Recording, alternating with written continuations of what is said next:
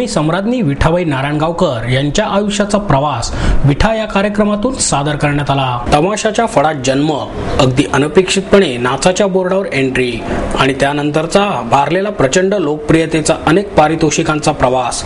व्यावसायिक आयुष्य जेवढे तेजस्वी तितकेच वैयक्तिक आयुष्य कष्टाचे आणि तितकेच अवहेलनेचे, मृत्यूही तितकाच विजनवासातील।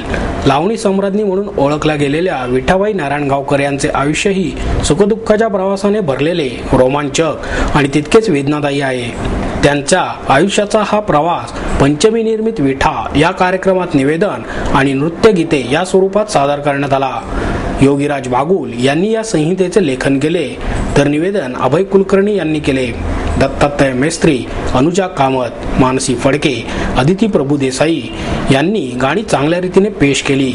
त्यांना कुमुदिनी थोपटे, ललिता सोनी, स्मिता वेताळे यांनी नृत्यातून चांगली साथ दिली। या कार्यक्रमाला शिवशाहीर बाबासाहेब पुरंदरे हेही उपस्थित होते।